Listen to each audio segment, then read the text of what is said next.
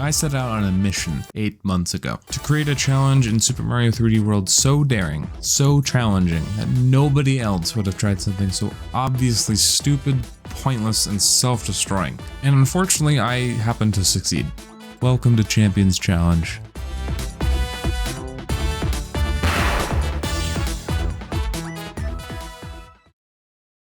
As with any challenge run, I began step 0, planning. What are the rules going to be? What's my goal? What am I doing with my life? All good questions. So first, the actual challenge. For most challenge runs in any game, you'd set a single major challenge to overcome throughout the entire course of the run. However, unlike those challenges, this run is a little different. This challenge run is actually comprised of 6 different challenges, and I will break them down. First rule, I am required to play Mario at all times. That means no high jumps from Luigi, no floating Peach jumps, no running fast as Toad, and no spinning from Rosalina. Second rule, which is a pretty big one, no power-ups. No super bells, fire flowers, double cherries, nothing. Not even 1-ups are safe. This coincides right into rule 3, which is no checkpoints. Not that big of a rule, but it can be really easy to accidentally grab them in some levels. Rule 4 is of being a pacifist except for bosses and required enemies. When planning this, I remembered that there are certain roadblocks that are in this game that you cannot avoid under any circumstance, which requires you to kill some enemies, but everything else we will avoid. I would go a lot more in depth with this rule, but if I'm gonna be honest, I still don't understand it myself, and I had to change this rule multiple times, so here's a screenshot of what I used during the final attempts of this challenge. You can pause it if you want. Very confusing, right? Alright, well, that's why I'm not explaining it. Moving on. Rule number 5, which is a pretty small one, and that's no multiplayer. Realizing now, this is kind of obvious considering I'm required to play Mario 100% of the time. And last, but certainly not least, we have rule number 6. No dying. If I die once throughout any of this, I have to restart the entire run from the very beginning. So yeah. I think now you're beginning to realize that this is no easy feat. But hey, I mean, it's not all bad. I gave myself a single buffer. I can take damage 1 time. I mean, there's nothing against not taking damage. Okay, maybe this was a bad idea. Regardless, let's move on to step 1, routing. Routing this challenge was rough, to say the least. This was my first time doing any kind of challenge run like this, and I learned that you should really triple check your route before you actually begin trying anything. I initially created a set of rules and planned a route, and then tried runs, and then that didn't actually work when I got there because I was stupid, and then I tried a different route and then it wouldn't work, and I basically had to quadruple check that my route and rules lined up together correctly, and it was a big mess. I spent the first stream of this challenge just routing out a potential route, although, like I just said, I didn't end up actually using that route in the end. Now, I could explain to you the entire route right now, but I think it would be a lot more interesting if we went through the run and talk about the route as we go. And finally, with both of those steps done, I had one more thing before I could initially start the runs. What is our goal? Initially, I wanted to get all the way to Champions Road to keep on theme with the name, but I quickly realized that was not going to happen. To advance in Super Mario 3D World, you need green stars, and a lot of them. There are 3 in every main level, as well as some bonus houses and Captain Toad levels, but combined with not being able to get any power-ups and not killing any unnecessary enemies, this was frankly an unreachable goal without changing the initial rules. So instead I focused on a much easier to accomplish mission, beating Bowser and collecting the 170 green stars leading up to that point to even access the level. All 8 standard worlds and getting to the final level and defeating Bowser at the end of his tower was our goal. With the initial steps done, it was time to attempt this behemoth of a challenge.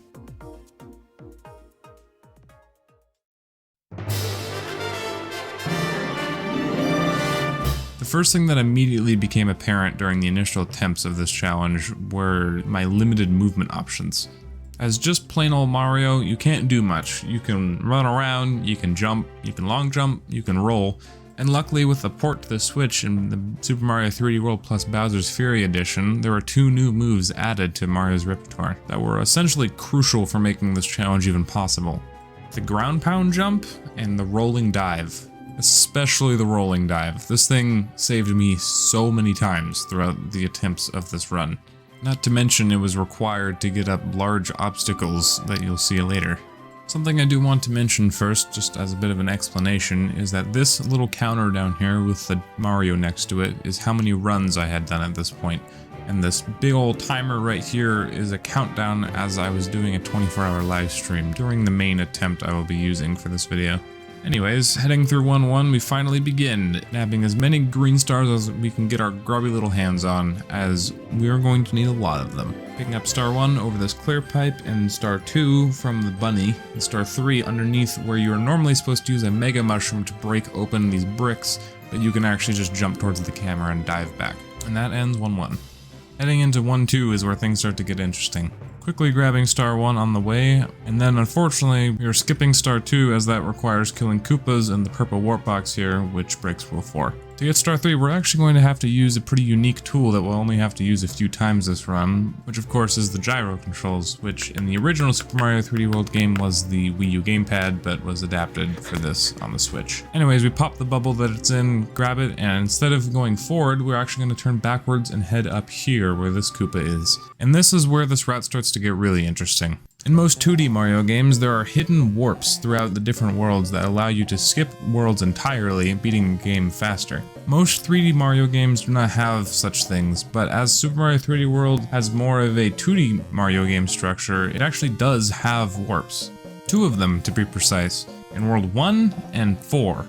No other worlds. And that's because of the green star requirement per world as well as the final level, which if you would skip all of them, then you would not even be able to enter those final levels. Additionally, unlike the other warps from the traditional 2D Mario games, these warps only skip 1 world. You don't skip 3 worlds, 2 worlds, just 1.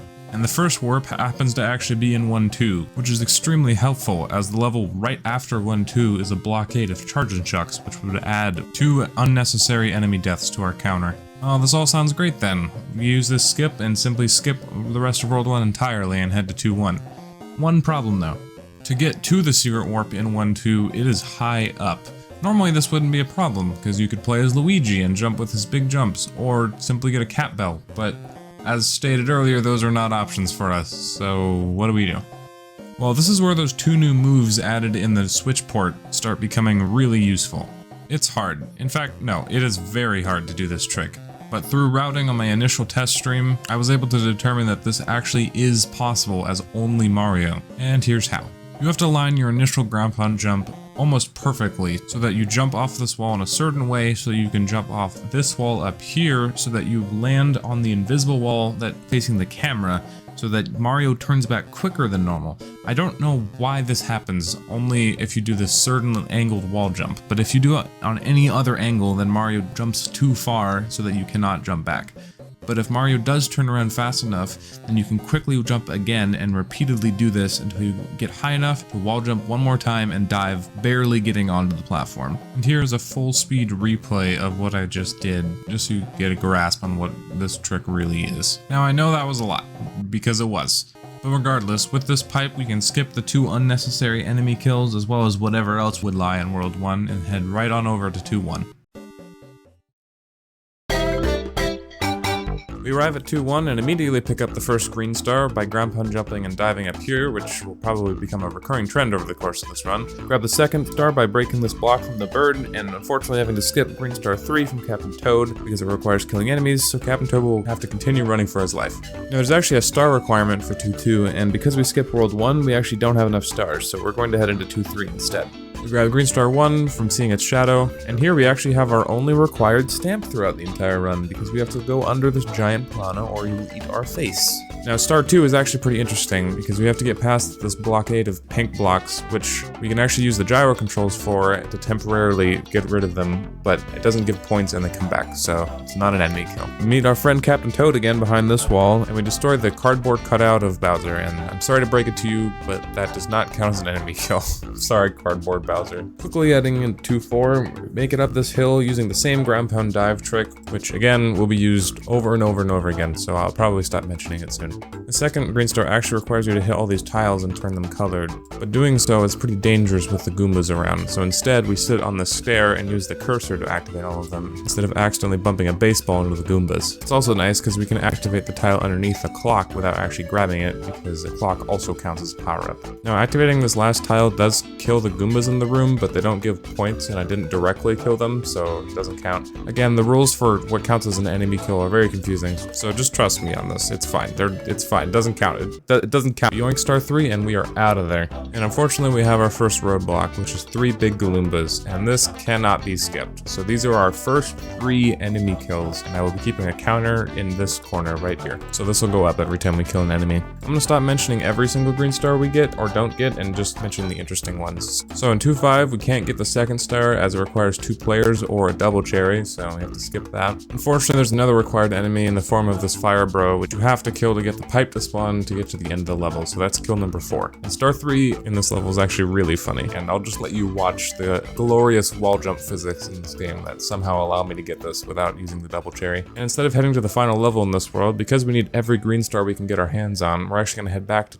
2-2, which we can get into now that we have over 15 stars to get past the star entry. Nothing super substantial in 2-2 other than some terrifying moments with some piranha plants, but after that we're headed to the final level of World 2, which is actually mostly just an auto-scroller, so I'm going to be skipping through most of this as well. But Green Star 1 is also pretty funny. These fire piranhas shoot a fireball to try and hit me, but they actually hit one of their comrades, so I can quickly grab the star easily. But I'm not a murderer, I'm just a witness, alright? And we gotta skip star 3 because we can't get the cannon box head to break this fake wall to get it. Attention, mad lad alert, mad lad alert. Yeah, unfortunately we have to kill Boom Boom, so rest in peace Boom Boom. And after the tragic death of our good friend Boom Boom, that wraps up World 2.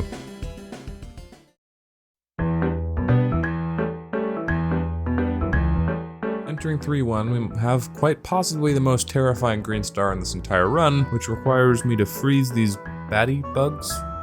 I don't know what these things are called, with the pointer, just so that Mario can barely squeeze through on the right side. It's very terrifying, but we can manage. Green Star 3 is mildly interesting, with having to jump off of a tree and then diving up to get it, instead of just ground pound jumping and diving. Right after, we have yet another roadblock, and yet again, we are too broke on green stars, so we're forced to head to 3-3 instead. Despite being a ghost house, this level is incredibly straightforward, and we can get all the green stars relatively easily, moving right on to our first Captain Toad level. Captain Toad levels are unique in the fact that you play as Captain Toad, obviously.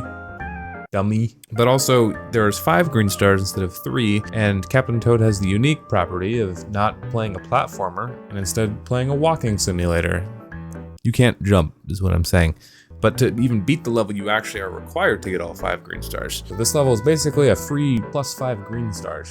And we'll be trying to use as many Captain Toad levels as we can find throughout the rest of the run. With completing the Captain Toad stage, we now have enough green stars to get through the roadblock 3-2. Despite being another auto-scroller, this level is actually quite terrifying for the run, as there's many pits that you can easily fall into, as I don't have the cat suit. This last section with the baddie bugs is actually pretty scary to try and not only get across, but not take damage, fall in the pit, or kill them. You have to time the moving walls towards your direction with their flight patterns, just barely squeeze through. Besides being only 100 seconds for 3-4, there's not a lot of interesting things going on, except for the end. This level is the first level where we're going to have to introduce a new tactic to not kill any enemies. The enemy killing roll is still very confusing, but if I get on a flag and the enemies are on the screen and they disappear into points, then that counts as an enemy kill. So we either have to move very quickly like I did here, or lure them away and then quickly go to the flagpole, which I will be doing again a few times later. Right after, we yet again have another blockade of 3 Magic Koopas, adding 3 more enemy kills to our counter. What comes after 3-4? 3-5, of course. Not a lot going on here either, other than this clear pipe that spits us almost directly on this checkpoint, which is a very evil move.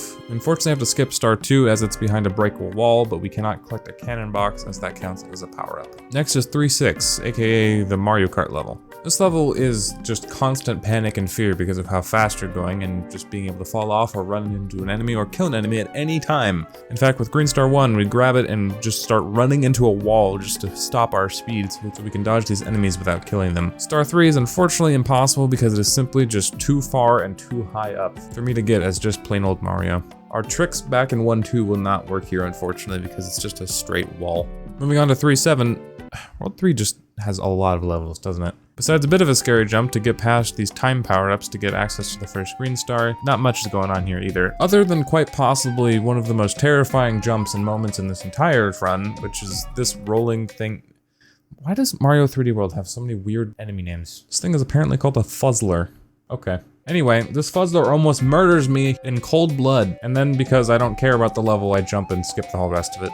The castle stage for World 3 is not actually a castle stage, it's a train auto-swirler. And I had to practice a lot for this level specifically, as it is very chaotic not trying to kill anything here, as I'm counting even individual bullet bills as enemy kills. These flutter things, I'm not looking up another enemy name. These flutter things are pretty annoying to dodge, but you can use the pointer to freeze them in place, which is a strategy I will also be using later in a particular level that has caused me immense pain and misery, but you'll see that later. Then when all the bullets come is when real havoc breaks out. I use my pointer to freeze the bullet bills to collide into each other so I don't have to dodge as many bullets. And you can see the sheer amount of bullets that are coming my way, and I just barely make it up on this little ledge, which protects me from all the bullet bills. Additionally, because the bullets actually sometimes hit the Goomba stack, it makes it a lot easier for me to carefully grab the green star without killing any of the Goombas myself, which is what I would normally do, but in this particular run I accidentally overshot and went behind the Goomba stack, which was terrifying, but I did not take any damage, nor did I kill any Goombas, so everything's fine. Now the bonsai bills, the big ones, are actually incredibly easy to dodge because I learned if you just hold crouch, they go right over you, which is very nice because I honestly don't know how I would dodge all of these. We quickly head on to the other train and break Captain Toad free of his box prison to grab all 3 green stars and head to the boss while also dodging this fire bro. And the boss is Pom Pom. Get out of here, Pom Pom, you're no mad lad. And with that, we finally beat World 3.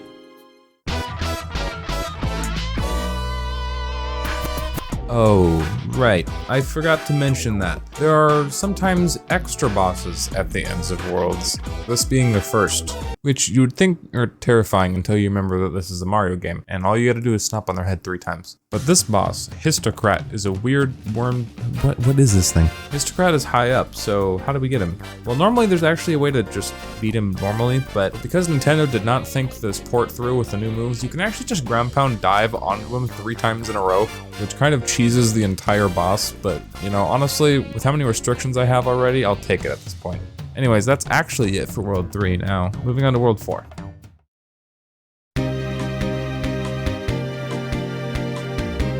Oh my god, 4-1, that's crazy, who would've guessed? Pretty tame level overall. Green Star 2 is a little interesting as we have to bounce off these tiny ants on the walls to make it up. In addition, the ending of this level has 2 permanent walking little ants that cannot be moved under any circumstance and are directly next to the flagpole, so unfortunately this is another 2 enemy kills. I wish we could take a break from the murder, but in 4-2 we immediately have to kill a piranha creeper to actually play the level. To get Green Star 2 you have to bounce off of more piranha creepers, and I almost kill one, but I end up not actually having to need to kill him in here. The whole end of this level is a literal obstacle course. Starting with Star 3, which is a green coin ring, which we'll see a few more times. All you have to do is collect the 8 coins and then you will be rewarded the star, which is not too bad.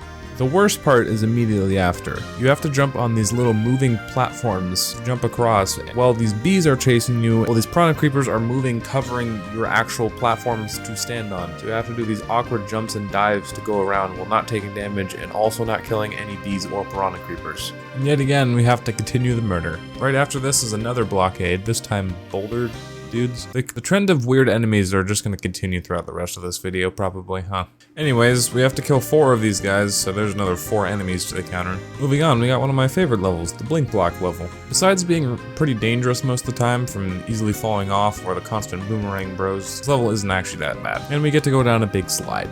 Ain't that nice? Oh yeah, also we have to skip Star 3 because I don't have a double cherry or a friend to press both buttons. 4-4 might actually be our most action-packed level so far. Green Star 1 isn't that bad, we just have to avoid these hop chops. I actually know the name for this one. Star 2 would be hard if we didn't know about the weird wall jump physics in this game. Star 3 is pretty scary, but not the worst in the world. We have to do the same wall jump thing, but quickly, because not only do we have a 10-second time limit, there's 3 hop chops on the ground trying to eat us alive. So we quickly run to the corner, ground pound jump, and do the wall jumps to get up and dive to it. The final section of this level requires you to bounce on this moving platform while dodging all of these baddie bugs. Luckily, since we don't care about the stamp, we can actually go right in this little crevice on the left, and it's a lot easier than trying to make it through the middle. But unfortunately, this level ain't done with throwing stuff at us yet. There are 3 hop chops at the end of this level where they're close enough to the flagpole where if I would get on the flagpole, they would all turn to points. So we have to lure them to the very far corner and very quickly run to the flagpole, and you can watch the point counter not go up after you hit the flag. That's how you know that they did not die. Finally, out of 4-4, we reach our first mystery house. Like the Captain Toad levels, these are basically free green stars, except these have double the amount of green stars. This one has 10. They basically consist of a bunch of short challenges, all requiring you to complete them in 10 seconds each. Now, if you've been paying attention, you may have been wondering, why are we even doing this? The other warp is in 4-2. Well, that is because of the green star requirements later in the run, World 7 and 8. Because we skipped all of World 1, we are constantly trying to fight for more green stars. But that doesn't mean we're not going to use the warp. Going back to 4-2 and killing the Piranha Creeper again to add one more enemy kill is much better than continuing on, as the boss for this world requires you to use enemies to kill it, which is something we definitely do not want. So we will be heading back to 4-2 and taking the secret exit to World 5. And that ends World 4.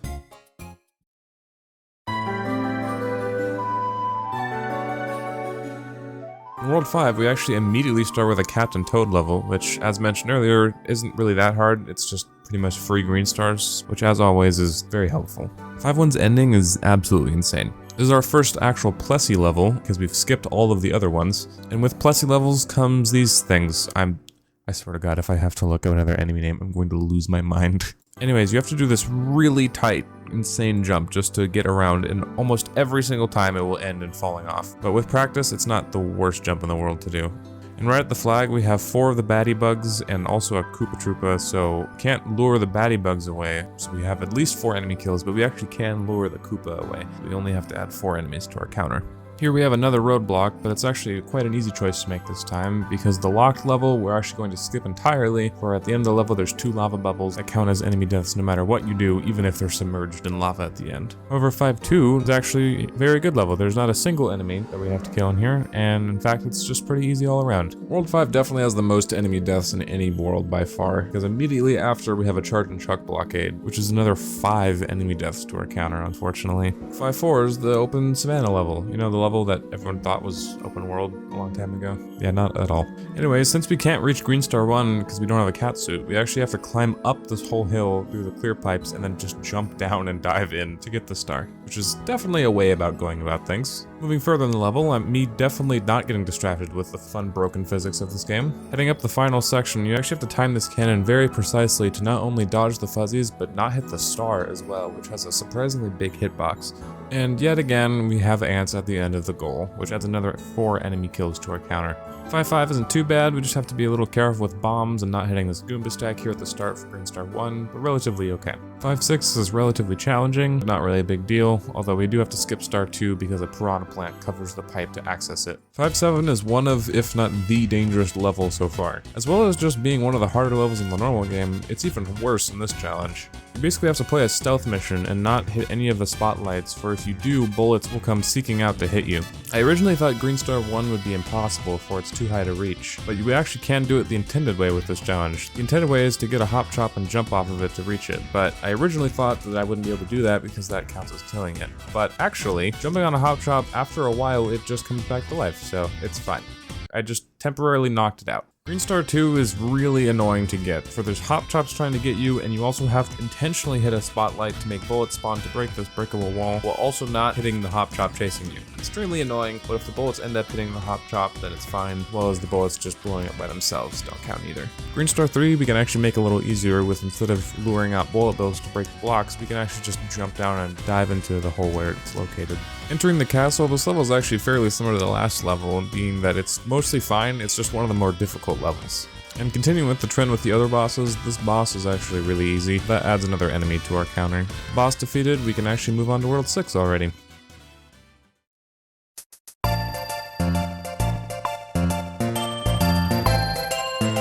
6-1 is the level that is almost entirely clear pipes, but it's kind of funny that you can almost skip all of them, and we do most of the time. We skip Green Star 1 as it's covered by these rocks, which you would normally get rid of with a fire flower, but you know. In 6-2, we gotta skip Star 1 because it requires killing these 2 bullies, which leads us right to the end of the level, which requires us to kill 2 bullies to even get to the end.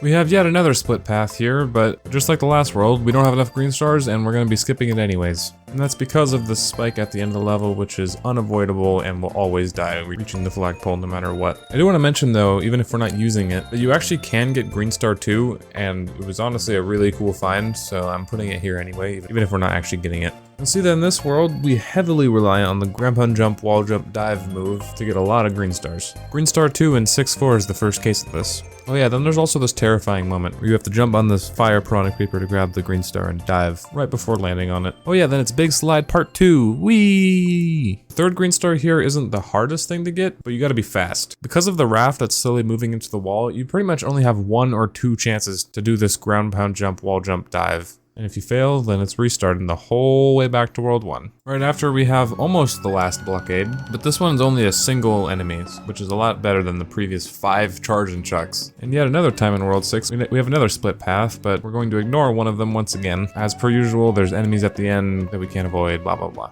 You get the story by now why we're skipping some levels. 6-6 is the other main level that requires a lot of those jumps I mentioned earlier. Starting with Star 1, we have to jump up and dive a lot to get up here, including having to ground pound off of the railing instead of the ground, just to get that little extra bit of height we need to get up. And immediately after, we have to do it again on this railing here to get up to Star 2.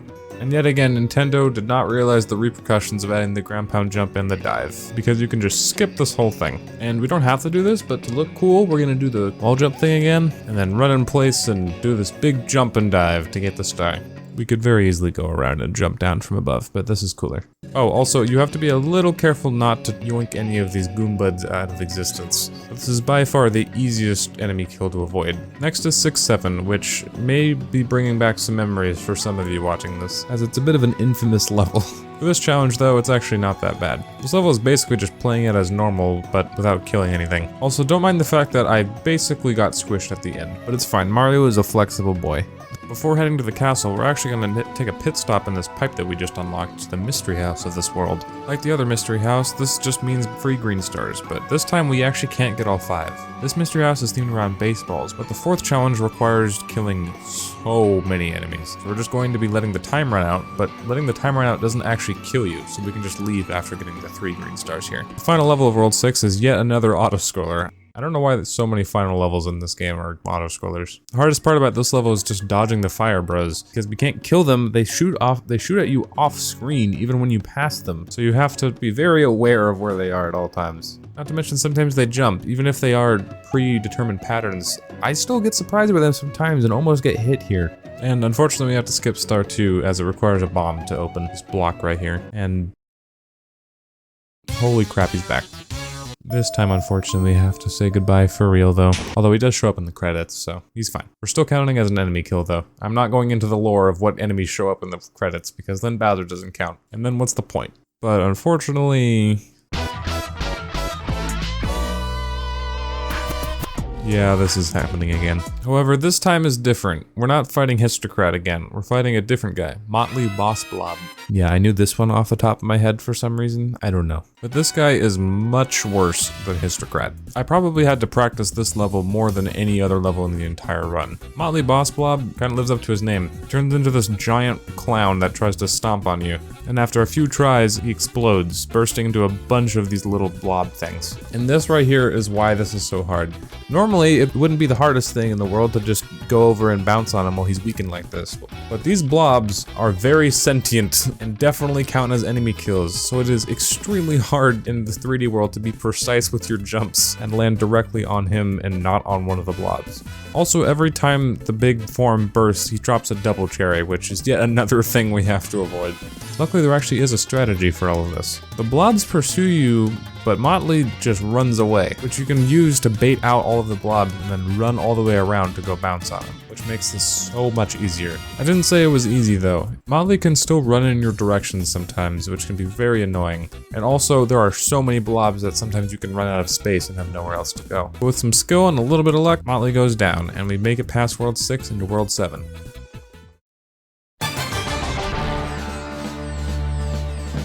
From here on out, pretty much every single level is hard. Well, harder than it already was. Beginning with 7-1, we have to kill a fire bro here to get access to the sport box to continue moving forward, although the rest of the Goombas don't give points and die just from killing the fire bro, so we're only counting the fire bro. We then take a fun little detour to play a little pinball ball game to get Green Star 2. And then we're right back in the madness with another green coin ring with so many enemies about. I'd probably be easier to step on one than finding a bird. I don't know, I don't have a good analogy for this. We have yet another fire bro right near the end, which we have to wait for him to jump onto the lower Goomba stack to even be able to jump up to jump on him. But the same scenario as last time. And then there's also a fire bro right at the end, which we can't avoid, so a total of 3 for that level. Right after, we have yet another branching path, and I am not even going to explain to you why we're choosing one path over the other. I'll let you figure it out. Anyways, like I said, every single level from this point is incredibly dangerous, including this one, which is probably one of the most dangerous levels, 7-3. This level is basically a constant runner where you run forward on these dash pads, dodging all sorts of stuff. No enemy kills, but again, at this point, enemy kills are not our problem. It's just the levels themselves being difficult. Besides also being incredibly difficult, 7-4 is pretty uneventful, except for the ending, where we are yet again forced to kill enemies to proceed in the level, this time 3 bullies. We have one of the last blockades, but this time is actually a split blockade. But we're gonna go with the right one because it's only 1 enemy instead of the boulders, which is like at least 4. Having less and less to talk about in each level at this point. As with a lot of these levels, the only really interesting thing to talk about here is the ending. There are 3 hammerhead... Not another enemy name, please. There are 3 rammer heads at the end of this level, although we can avoid one of them if we time the getting on the flagpole, with the leftmost one being on the left side. We can't avoid the 2 right ones though, so we're gonna have to add 2 to the counter. Heading into 7-7, dodging the... No. Splorch? These things are called they're called splorches. Dodging the splorches, we can jump and grab this green star, which you would normally need the boomerang suit for, but with the dive, we can actually just make it across. Getting both stars 2 and 3 require dodging more splorches. Splorches, man, splorches. But is relatively okay. And finally, we can get through one of those stargates I've been talking about this entire time. Star 2 would normally require a cat suit, but we can just do the funky wall jump thing to get up, although it is a bit tougher because the left wall is a little curved at one point, so it's harder to jump up the wall. Right before the boss, we have to kill 2 hammer bros to get across, and this is very easy to take damage in, because not only are there hammer bros, there's also these moving spike box rings things. But with killing them, we can finally get to the boss, which is... Oh yeah, Bowser's in this game, guys. Do you remember that? Yeah, we kind of skipped him in World 1, didn't we? Anyway, this would be hard if not for the gyro controls being able to just knock the soccer balls back. Although also I'm an idiot and made this fight go on for like 4 minutes because I'm bad at the game. And with that, we can finally get to World 8.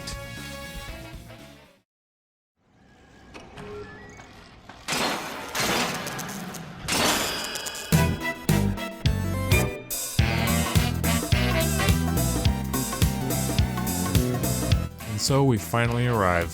All that remains is a single world, but can we honestly even get enough stars? I guess it's time to find out. You know, let's be honest here. Super Mario 3D World's not that hard of a game, but man does this world step up the difficulty if you're not using power-ups and not killing anything and no checkpoints and not dying. Sorry, I got a little carried away there. What we've been seeing so far is 8-1.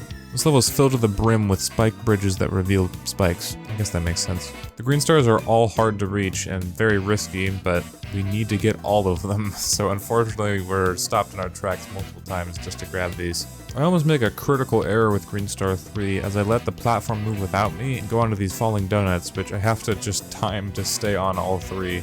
But the platform does eventually come back, which is good. I don't fancy being stranded on 3 falling donuts. And here we have the second to last branching path, although we're actually going to be playing every single level in this world because, like I said, we need green stars. The worst curse about the levels in this world is that none of them actually require you to kill enemies. They're just all extremely hard to do.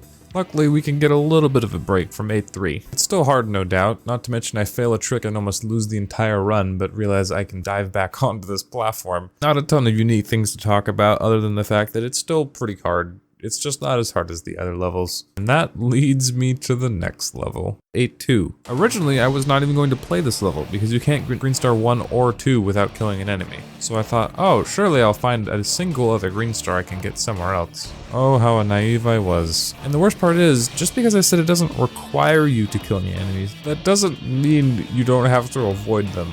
And man, right at the beginning is probably the hardest single trick in the entire run. And guess what? It's in the final world, so if you fail it, then you go back to world 1. Anyways, this is the trick. It's right at the very start of the level. You have to hold forward going down the sand slide to get maximum speed and jump right at this perfect spot and then hang left just to barely make it back on without killing any of these things. And man, is it easy to hit them and also easy to completely miss and fall to your doom. But if by some miracle I can actually get this trick down, then I can grab the 3rd star and get out of that level. Unfortunately, we don't get a break because right after is 8-4, or World Bowser Train, as the game calls it. We got ourselves another auto-scroller. This train compartment room is pretty cool. We have to basically play the floor as lava with these mini Goombas down below us by jumping on these question blocks to avoid stomping on them. And then we have Green Star 3, which, oh boy. Green Star 3 is in this little compartment, blocked by this fire bro, who never moves. So you'd think that this would be impossible to get, but actually no, it's not. If you use the pointer to freeze the fire bro in place and do a perfectly timed dive to get in there, grab it, and get out, you actually can make it through without taking damage or killing the fire bro. But yet again, this is another extremely hard trick to do at the end of the run. Oh yeah, also we gotta kill Pom Pom again or whatever. Heading into 8-5, we actually have a lot of wall jump green stars. To get the first one, you would normally use cat suit, but as per usual, we can just do our funky little wall jump thing to get up there and grab it. Immediately after, we have to do a hard turn right on Plessy not to kill any of these enemies here to get to star 2. This one is just really funny. You're definitely not supposed to be able to do this. Nintendo really did not think this through, but man, am I glad that this is a thing. In 8-4, I almost lose the entire run like 5 times. This drive-on section has always been a hard thing, but now it's even worse because I can't fight back. Luckily, using the gyro controls to freeze them in place helps immensely. Then I almost jump off the edge like an idiot, and then I do it a second time because I didn't get enough of a heart attack the first time. And next is 8-6, a beam in the dark. This is by far the hardest level in the entire run. It doesn't start off too bad. We just ride this platform until we can jump early and actually dive just to skip a little bit of it. Grab the first green star, and keep moving along this moving platform. But as you can see, it's already starting to get hard to manage. And then there's 4 dry bones in a row, which we quickly just have to jump and run over. Then we have it. What makes this the hardest level in the entire run. This section right here, where you have to keep on a moving platform while dodging ghosts and dry bones. But this time half of the platform is gone. And if that wasn't enough, welcome to what I like to call the Hall of Death. There's an entire row of ghosts swaying back and forth, while dry bones continue to come at you. When I first went through this section while routing the run, I genuinely thought this was going to be impossible. Until I finally remembered that the gyro controls exist, and we can use that to freeze the dry bones in place and temporarily get rid of the ghosts. And if we couldn't do that, I don't even know if this would be possible. I'm sure it is, but jumping on a dry bones is incredibly easy to do, especially when you have no place to land. And even with that knowledge of the gyro controls, I still probably had to practice this more than any other level. Luckily, we finally get a break after all of this madness, in the form of a mystery house. Now, this mystery house is called Mystery House Claw Climb, which basically translates to, this is the cat mystery house. So I really thought I wasn't going to be able to do much here, but yet again, the ground pound jump and the rolling dive come ever so useful once again. And what if I told you could actually complete the entire mystery house without a cat suit? Because you can. Granted, it's not easy. In fact, it's probably some of the hardest platforming in the entire run. But luckily, because it's a mystery house, if the time runs out, we just get sent back to the start. It doesn't count as a death, so we can try this as many times as we want. I do want to note, however, that breaking through these bricks in 2 of the challenges of this mystery house requires you to be Big Mario, as you can't break them when you're Small Mario. So I have to get to this point without taking any damage either, which is basically a 7th rule because we're almost through the entire run at this point. Challenge 5 and 10 are definitely the hardest ones here. Challenge 5 requires you to climb this big area, but without a cat suit, you have to do so many ground pound jump, wall jump dives that you can barely make it in time if you make no mistakes. Also, I want to give a little shout out to Challenge 8, which requires you to ground pound jump dive off of a sign. You cannot make a single mistake in Challenge 10 if you want to get up to the green star, because what you're climbing start falling, so if you make even a single mistake, then you won't have enough height to get to the top. Anyway, with break time over, it's time to get back into the thick of it. In 8-7, we have these... No, this is it. This is my last straw. I can't anymore. These things are called grumblumps. I'm not even making this up. Look it up. There's literally like 2,000 search results on Google. This is a made-up word that Nintendo made up that someone had to pitch in a pitch meeting to get this thing named a grumblump. This is how I feel when I look at a grumblump. Unbelievable. This is why we can't have good things.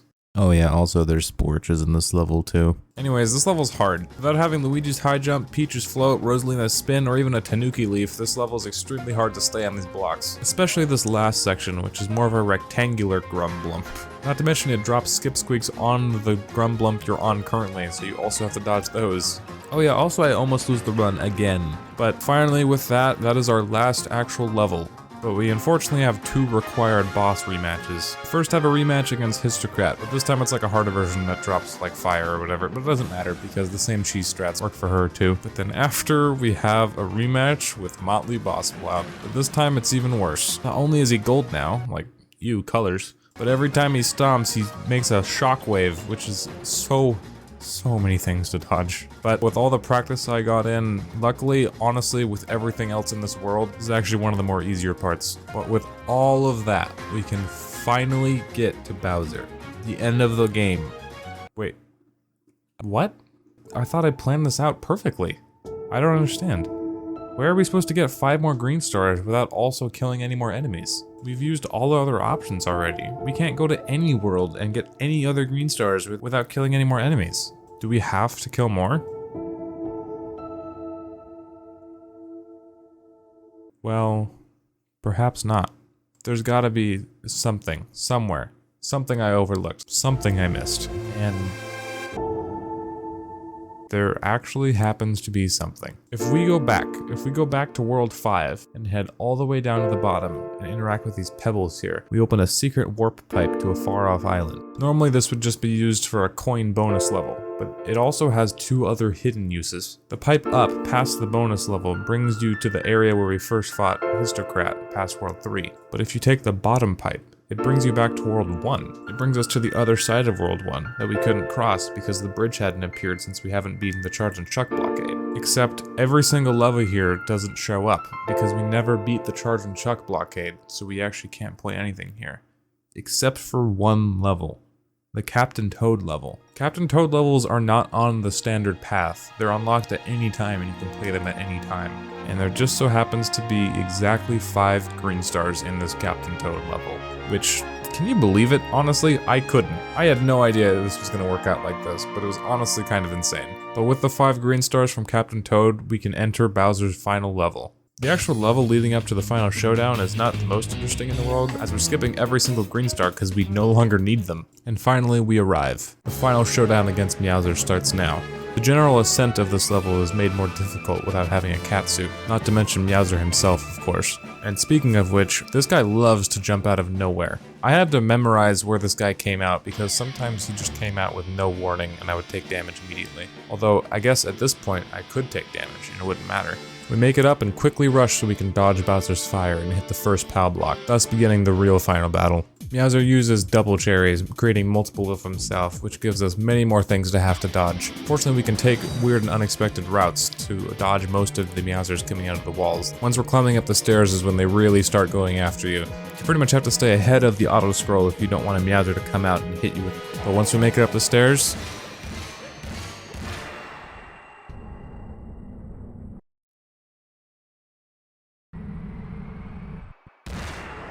we finally do it.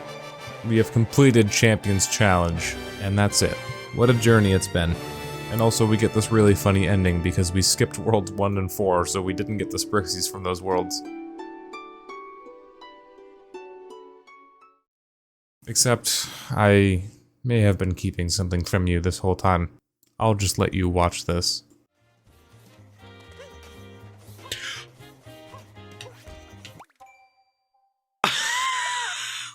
Yeah, so this is actually where the run got to. My final attempt was cut short in 3-2. That was not the farthest I ever got, however. I got near the end of World 7, but never got past that point. But at this point, I had been doing this challenge for 3 months, and honestly, doing the runs over and over again was getting exhausting. So in my 24-hour stream, I decided that this was going to be the last chance that I had. And if I didn't do it, then I would simply do it level by level and skip Rule 6 entirely, which is exactly what ended up happening, unfortunately. So while I didn't truly complete Champions Challenge, I know I have the skill to do so, and I may return to it at some point. If anyone out there wants to try this challenge for themselves, please let me know. I would love to see anyone try and do this challenge too. With that said, like and subscribe and all that jazz, and I'll see you in the next one.